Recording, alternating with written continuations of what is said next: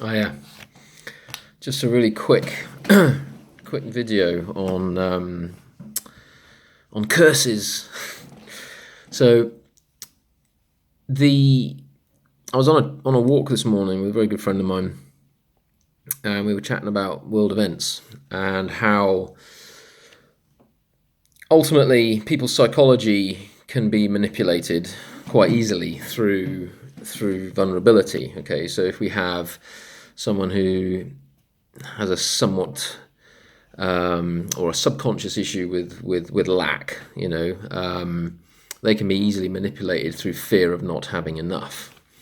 And we were talking in the context of ultimately certain levels of hypnotism and magic, if you want to call it that, but it's probably black magic really if you're going to be starting to put curses on people. How certain institutions, how certain bodies of consciousness can manipulate energy in a way that the momentum behind, let's call it the curse, is a self-fulfilling prophecy. So I'll give you an example, okay? Newspapers come out, BBC News says, we're going to enter a recession, okay? So it's blazoned across all the media, all the mainstream media is blazoned across the news channels. We're entering into the worst depression or recession known to man. If you receive that energy, let's call it energy, and you have a vulnerability within you, a lack mentality or a fear around money, personal security, that kind of stuff, what do you think your immediate reaction to that is going to be? How are you going to receive that sense impression? How are you going to receive that energy through these patterns of your psychological framework? And now again, there's no judgment here. It's just I'm just trying to show you how energy can work and how people can either consciously or subconsciously curse you, not just you personally, but entire nations, the whole world, in quite a short space of time, through the manipulation of fear. So here we go. We're going to enter into recession. All right? All I need to say is we're going to enter into recession. Immediately, the person who can see through that and clearly and can potentially not go into fear over that will just go, oh, well, the ups and downs of life, right? Yeah? But there'll be some people who will go, shit, hoard. Yeah? Shit, got to go buy more loo roll or more food, or I've got to save my money now. I can't spend my money in case I can't earn any more money. Yeah? So immediately when you have a majority consciousness that goes into that kind of lack mentality and doesn't allow their energy to flow, i.e. receives that impression and reacts to it, the prophecy, the curse, is given energy. The curse is given momentum. Okay? The quickest way to disable any curse is to just observe it and not give it any of your attention whatsoever, not give it any of your energy whatsoever. Okay?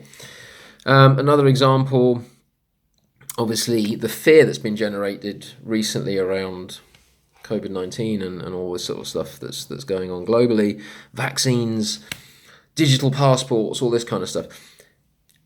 Be careful, because whatever the rhetoric is coming at you with, right? So whatever side of the pendulum is being projected at you, and whatever side you take, you are therefore creating the energetic momentum behind that side of the pendulum in order to keep the whole thing swinging. So pro-vaccine, anti-vaccine, pro-choice, anti-choice, all this kind of stuff.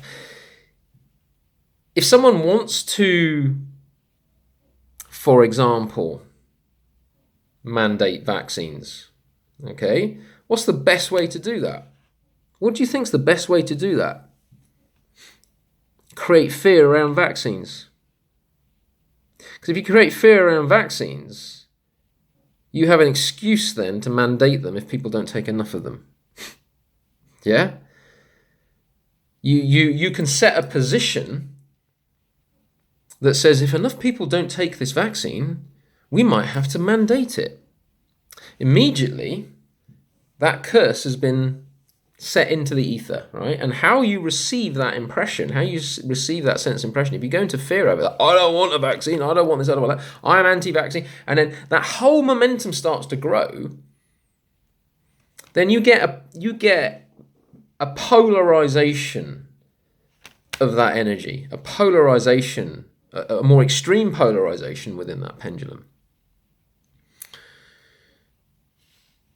It's not quite a curse, right? Because, there's pros and cons to all these things. But what I'm trying to highlight here is that, and I've had, various clients come to me recently that think they've been cursed, right? And yes, they have. They've been cursed because they've been giving their power away to a rhetoric. They've been giving their power away to what someone has said without any factual or objective basis in reality, okay? And the curse itself isn't some magical thing that's being winged at you. It is created through your own energy within the mind, okay? The more you're feeding the curse with the vulnerability that it's trying to hook into and tap into, the more it becomes a powerful reality for you, okay? And if there are enough people feeding into this, then the more it becomes a powerful reality in the wider world, okay? So be very careful about how you receive messages through all the channels that you look at. Even this video I'm talking to you through, all right? Question it all, right? I'm just an example of a sense impression that could be coming at you, and you can go, oh, he's talking a load of bollocks there, right? I'm not even going to give it any energy whatsoever. Perfect, fine. Or I could be listening to the BBC News or reading the mainstream newspapers, and they could be saying something subliminally to me, which might be manipulating or hooking into a certain vulnerability, a fear, an ego of pride, or an ego of apathy or jealousy or lust or anything like that. And that curse, okay, that momentum, that energy that you give that cue ball, right? So you can imagine the initial message, the initial words that set the curse into momentum is like the cue playing snooker, yeah, and the cue hits the white ball, right? And the speed and the direction of the white ball then starts to scatter all the reds and blacks, and things start to go a bit chaotic, right? The momentum and the energy of a curse is only as powerful as the amount of energy that it is given. Okay, everything is in energy balance across this universe. Absolutely everything. Everything is in constant motion and in constant transformation. So the more something is feeding off something, the more it grows, right? And the more something gets starved of something, the more it weakens and eventually diminishes and then transforms into something else or gets absorbed by something else. Just like we eat food, we transform the energy of the food into energy that we use to make these bodies function, okay? So everything is digesting itself, from a macro and a micro level. And that's ultimately how curses work. And there's lots of modern day curses out there. You don't realize they're curses. In days of old, the black magicians and sometimes the shamans. There's just because you practice shamanism doesn't necessarily mean that you're working for altruistic purposes. There are many practitioners out there and shamans, modern day as well as kind of more ancient and indigenous, that have a very dark shadow side, and they will curse you, or they will curse other shamans, okay? Because they're competition, right? So just because you're working in a particular field, doesn't mean that the energy of curses can or can't affect you, all right? They're just as applicable in the modern day office environment to the indigenous environment of the Amazonian jungle or the Kalahari Bushmen, yeah, or the Mongolian shamans. It's the same thing, right? The same energy that's being projected is through the intention of the one that is doing the cursing, right? Understands and can see the vulnerabilities of its victims.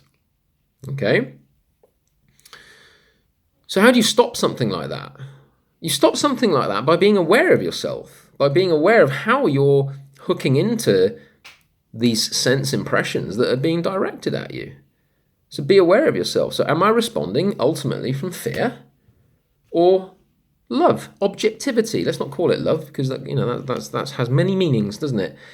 Am I responding to the message, oh, we're having a recession, with fear, shit, gotta save loads of money, gotta hoard, fuck you, it's all about me? Or do I go, oh, well, this could be an opportunity to change our lives a little bit, simplify, help others, rebalance, yeah? Different perspective, right? Same energy, all right? So whether the person doing the cursing, right, actually knows whether the curse is going to be successful or not is dependent upon the level of consciousness and awareness of the individual receiving that initial energetic momentum, that initial pendulum.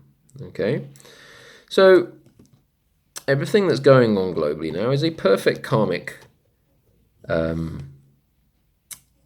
cause and effect cycle, which has been generated by various pendulums and various energetic momentums that have been received and responded to in a certain way.